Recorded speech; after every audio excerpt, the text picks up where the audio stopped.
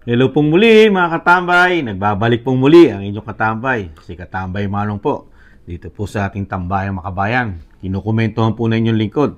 Ito po mga katambay, napakaganda pong itong komento natin, napakagandang pakinggan. Kung mangyayari po talaga ito mga katambay sa lahat ng ahensya, napakaganda po. Dahil papabor po sana ito kung ito po'y magkakatotoo na ang sinasabi po ng DBM, ito po sinasabing Department of Budget and Management. Dahil po, ito po sinasabi ng Secretary po ng DBM. Kung mangyayari po ito, ipagpapasalamat po ni Kamanong at tayo po mga katambay. Napakaganda po ito kung matutupad. Kung bakit, alamin po natin sa balita mga katambay. At komentohan po natin yung sinasabi ni Kamanong. Jed, base sa impormasyon ng DBM, ano-ano ba yung mga ahensya na may underutilization sa budget? Base nga sa tala ng Department of Budget and Management, kasama sa mga ahensya na mababa o nasa pinakamababa ang utilization rate ay ang Congress of the Philippines, Commission on Higher Education, Department of Migrant Workers at itong iba pa. Sinabi ni DBM Secretary Amina Pangandaman na ang karaniwang dahilan ng mababang paggamit ng budget ng mga ahensya ay ang proseso ng procurement. Kaya dagdag ng kalihim umaasa sila ngayon na sa pamamagitan ng New Procurement Act ay mas mapabilis ang pag-procure ng bawat ahensya. Siniguro naman ni Secretary Pangandaman na patuloy ang ginagawa nilang pakikipag-ugnayan sa bawat pambansang ahensya upang matiyak na wasto at timely ang paggamit ng mga budget na nakalaan para sa kanila. Aniya regular nilang sinusulatan ng bawat ahensya upang ang mga ito ay makagawa ng kanilang mga catch-up plan sa unang quarter pa lang ng taon. Bukod dito, mayroon ding quarterly na komunikasyon na ginagawa sa mga bawat departamento upang magamit nila ang kanilang mga budget na nakalaan sa iba't iba nilang proyekto. At kasama nga sa mga ahensya pang may mababang spending rate ay ang Department of Energy, Philippine Sports Commission, Office of the President, Department of Labor and Employment, at ang Office of the Vice President. Ngayon inaantay na lang ng DBM o ang reply o ang report ng mga nasabing ahensya kaugnay nga sa paggamit ng mga budget na nakalaan sa kanila ngayong taon. Ayan muna ang update, balik sa'yo. Di po ba mga tambay? Napakaganda po. Kaya lang sinusulatan. Ang tanong, totoo po kaya? Nasasagutin lahat mga katambay. Napakaganda po ng plano, di ba? Ng sekretary, di ba mga katambay? Na yung sinasabi, yung tama po paggamit ng bawat ahensya ng gobyerno, yung kanilang pondo, at kailangan po daw nila na hanggat maaari, sinusulatan nila na every quarterly report o gada 3 buwan mga tambay, magre-report po sila para po malaman ng Department of Budget and Management yung pera o yung pondo na hinahawakan nila mga katambay. Ito po yung sinabi ng Secretary po ng DBM na si Amina Pangandaman mga tambay. Si Amina Pangandaman. Napakaganda pong pakinggan mga tambay. Di po ba? Dahil ito po yung budget ng taxpayer, mga katambay. Sana po, may mga resibo. May resibo, lahat ng sinasabing report na ibibigay po ng bawat ahensya, magmula po sa Pangulo, Vice, lahat po, sa Senado, Kamara, at lahat po ng sangay ng gobyerno, mga katambay. Yung budget, yung pera. Kailangan po, para po makita natin yung liquidation, di ba?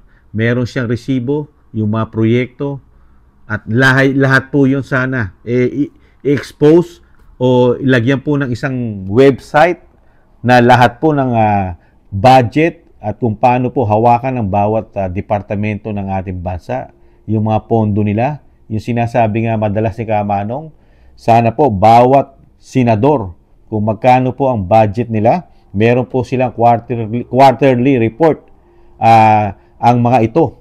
At ganun din po, siyempre, ang presidente, ang vice, at ang mga congressman o representative ng ating bansa. Di po ba? Para nalalaman po natin kung talagang nababawasan na po dahil napakalaki po ng korupsyon, di umano ang nagaganap sa ating bansa. Yung sobra-sobrang pera na nawawala, na kulang naman sa proyekto o sa paggawa na dapat ay makakatulong po sa ating bansa. Di po ba?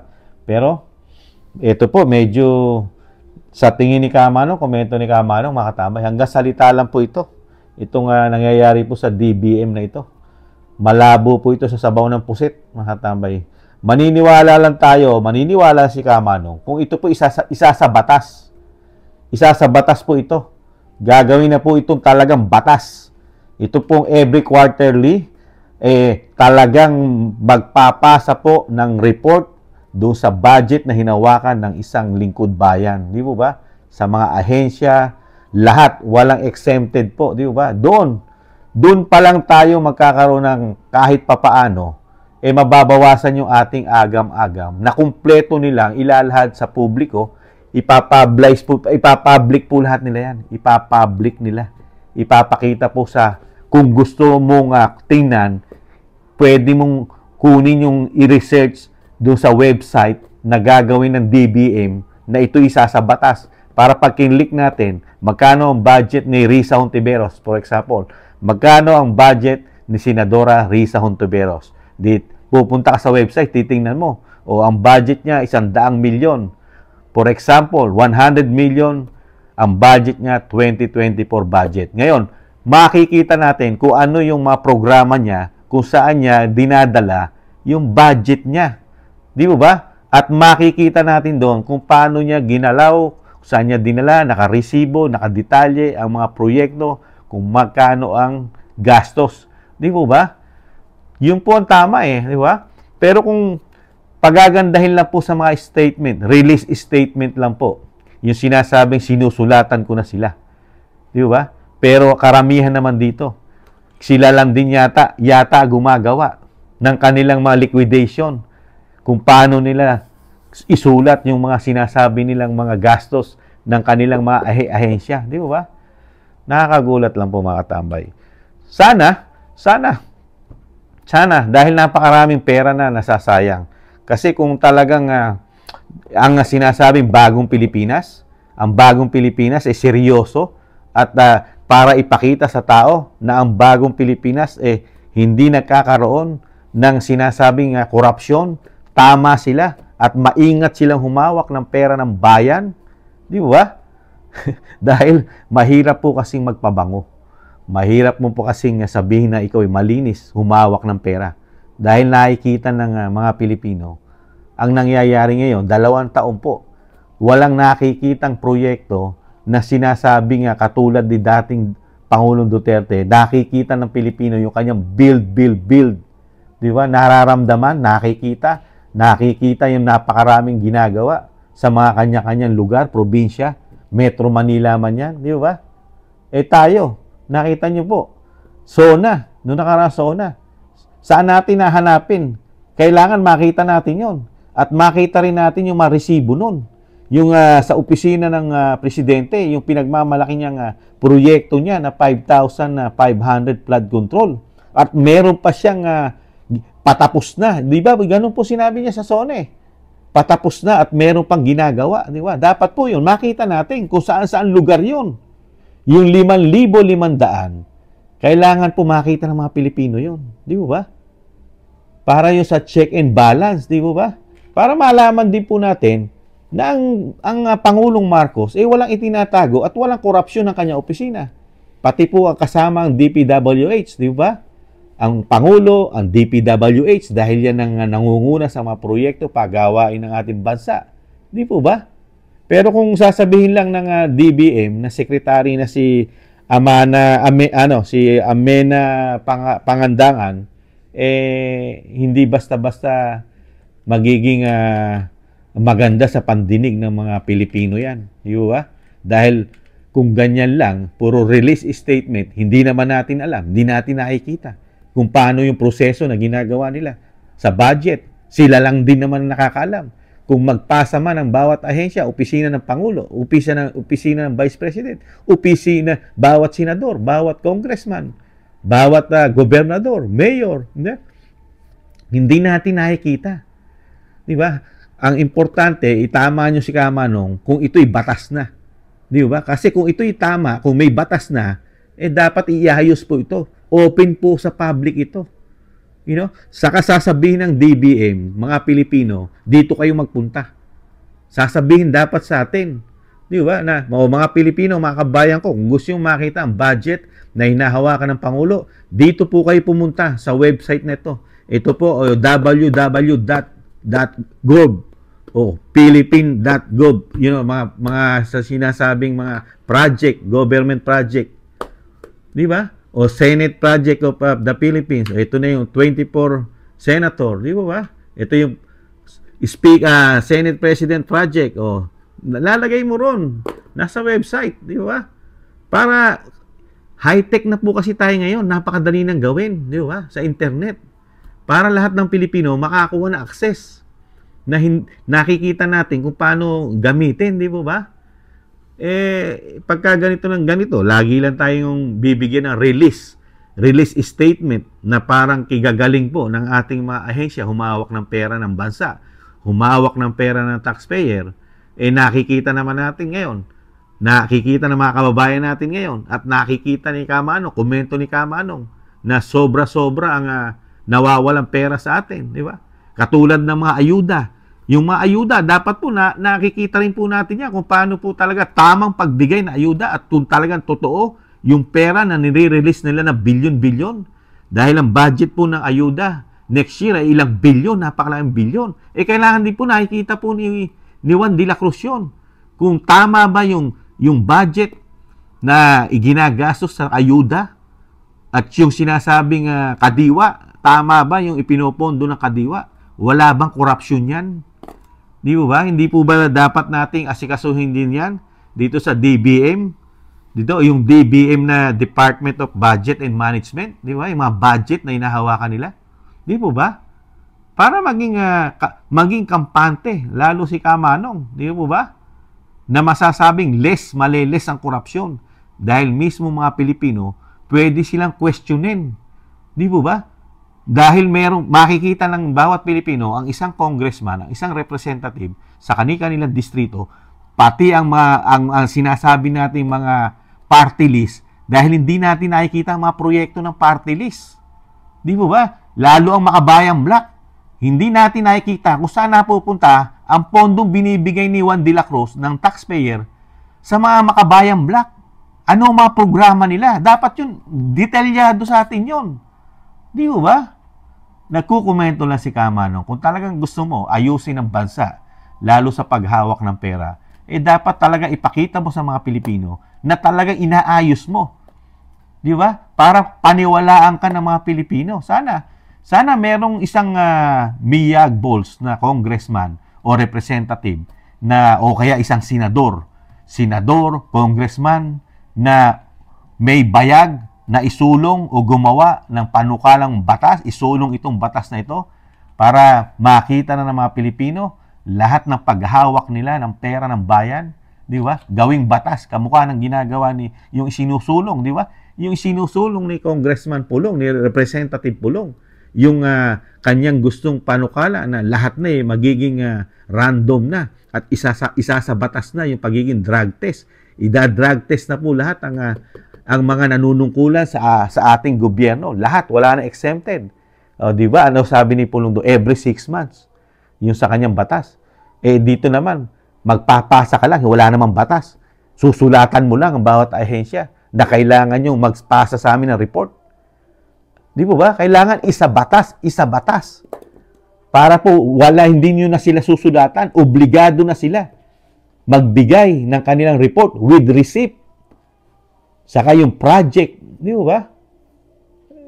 Kayo po mga katambay, kung mali ang komento ni Kamanong, pwede nyo pong pulaan si Kamanong, komentohan nyo si Kamanong. Dahil ito'y komento ko, dahil nga sa nangyayari pong napakalaki at napakalaganap na korupsyon sa ating bansa. Tapos madidinigan mo ang isang sekretary na si Amena Pangandangan ng DBM, na parang wala siyang nakikita na korupsyon sa mga sangay ng ating gobyerno, mga katambay. Di ba? Kasi mismong siya, pwede niyang gawin ito eh. Pwede niya i-request na kailangan ay magkaroon na ng batas. At kung sinasabi mo naman na kahit hindi maging batas muna dahil matagal pa yan, sana pangunahan ng Pangulo. Kung ang Pangulo ay talagang merong siyang malasakit lalo sa kabangyaman at wala siyang itinatago na korupsyon, pwede niya ito special ito. Di ba ba? Pwede naman gawin ng Pangulo na mismo. Pwede niyang gawing antimano, special ito. Kailangan sumunod kayo. Magbibigay ako ng isang special para sa Office of the President. Di ba ba? Kailangan ipapanukala ng opisina ng Presidente. Lahat, walang exempted. Lahat. Kailangan ipakita nyo lahat ang budget ng bawat isa sa atin, sa pangunguna sana ng Pangulo. Siya sana. Kaya lang, nagsasalita lang kadalasan, yung nasa baba, mga secretary, mga representative, mga senador. Pero ang ating Pangulo, madalang pa sa patak na ulan, mag-report sa atin. Di ba? Lagi yatang natutulog. Parang wala nakikitang problema ng bansa, lalo yung sinasabi ni Vice President. Ang importante, ang dapat asikasuhin, pangangailangan ng mga Pilipino, pagkain nagtataasan, trabaho na hirap mag-produce ng trabaho ang gobyerno, inaasa ng gobyerno, kailangan lumayas ka ng Pilipinas, maging OFW ka. Di ba? Saka ang tanong ni Kamanong, nasaan na kaya yung mga biyahe ng Pangulo na isang damukal na biyahe? Ano na kaya nangyari doon na magbibigay ng isang damukal na trabaho sa mga Pilipino? Magdadalawang taon na yung biyahe. Hindi pa nalalasap ng Pilipino yung sinasabing trabaho at nasaan na rin kaya yung sinasabing build better more. Kasi kung magtuloy-tuloy yung build better more, marami pong magkakaroon ng trabaho sa atin. Di ba? Marami pong pwedeng mag-produce ng trabaho pagka may build. Ginawa pang better more, mas higit pa rin sa dati. Yung dating Pangulong Duterte. Di sana, meron na tayong mga nagtatrabaho dyan. Marami tayong engineer. Di ba? Marami tayo sa mga electrician. Di ba? Pwede yung mga sinasabing manpower. Yung siyempre, maggagawa ka ng karsada, kailangan mo na maraming tao dyan, manpower, di ba? Trabaho yun eh. Kaya lang, meron pa kaya na ganun karami? Di ba? Nagtatanong lang po si Kamanong. Kasi po, wala pong report ang Pangulo natin eh. Madalang pa po sa patak na ulang mag-report. Hindi po katulad ni dating Pangulong Duterte. Every week po, meron siyang report. Nagsasalita po siya sa Pilipino. Di ba? Kung ano nangyayari, kung ano ang status ng ating bansa, pati sa krimen, pati sa droga. Ngayon po, ang ating Pangulo, iba po yata ang iba ang kanyang vision, iba ang vision niya. kaya ang vision yata ng Pangulo ay mataas, very high. Lagi siyang high ang vision yata ng Pangulo, mga tambay.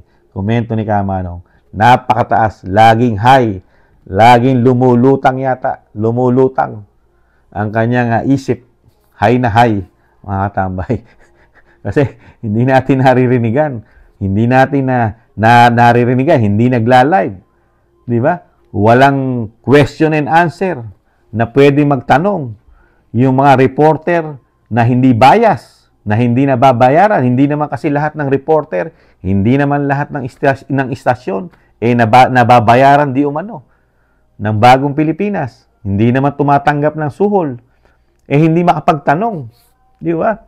Dahil walang mga live, mga interview. Di ba? Wala siya yung mga press, yung mga nakaharap siya sa press para tanungin. Para naman yung mga hindi binabayarang mga media, tama at yung mga pagtatanong. Pati sana yung issue niya. Yung issue niya sana sa droga, matatanong po yun. Kung siya ay nagla-live na pwede natin tanungin. Di ba? Kamusta na po, Mr. President? Yung napakarami pong paratang sa inyo, lalo po si Cathy Binag. Ano po masasabi niyo ron, Mr. President? Wala. Walang matanong. Nakatambay. Bihirang-bihira. Pagka naman lumabas na, nagbabasahin lang ang mga statement. Kakabisaduhin lang. Pagkatapos nun, babay na. Limitado lang ang mga press na pwede magtanong. Pinipili lang yata ang mga press na gustong kasama at mag-interview sa kanya. At limitado lang yata ang tanong. Ganito lang ang dapat mo itanong. Huwag nyo itanong lahat. Ganun kaya nangyayari sa ating bansa. Mga tambay. Kaya nakakalungkot po. Mula sa presidente, tapos dapat ang manguna nito, yung sinasabi ni Secretary Amina Pangandaman, na pagdating sa paghawak ng mga ahensya, kung kay Manong tatanungin, kay Kamanong, dapat ito. Pinangungunahan po ito ng Pangulo ng Pilipinas. Siya dapat ang magsasalita nito para po sa lahat. Siya yung nasa taas, dapat siya mismo ang magsasabit, mag-uutos. Di ba? Ganun ang leader eh. Ganun ang leader. Ikaw ang nag-uutos, ikaw ang nagdidikta na dapat gawin nyo ganito. Yung pondo natin, kung talagang ito ay makatarungan at makatotohanan, dapat presidente ang nagsasalita niyan. Mag-submit kayo lahat. Mag-submit tayo para wala tayong tinatago sa mga Pilipino. Hindi tayo pagbintangan, hindi tayo pagdudahan na tayong lahat ay puro magnanakaw. Di ba? Puro tayo mandarambong. Di ba? Kaya lang, malabong mangyari yon. Yung sinasabi ni Kamanong, malabong mangyari yata sa bagong Pilipinas. Malabo. Komento ni Kamanong. Na mangyari yung mga idea ni Kamanong na maging parehas ka. Hindi ka nasisilipan ng korupsyon ng mga Pilipino, malabong mangyari yan, mga tambay. Malabo pa sa sabaw ng pusit.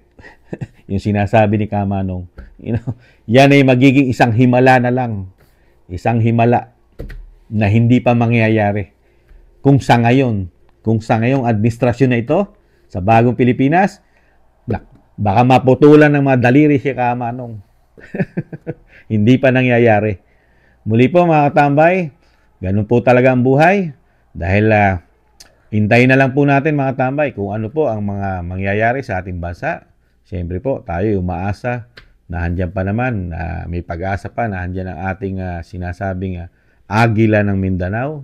Sana po, maiayos lahat ang sinasabi nating ganitong nangyayari sa bansa natin, lalo sa paggamit ng pera, sa sobrang korupsyon. Dahil nga hindi natin alam kung paano nila ginagastos ang pera ng bayan, mga katambay. Muli po si Katambay Manong, nagpapasalamat po muli sa mga naagusto po ng ating maliit na channel, Tambayang Makabayan. At maraming salamat po sa mga nagte-text, nagme-message, siyempre po sa nagla-like, share, and subscribe. Maraming salamat po. Ingatan nawa. Paalam. Bye-bye.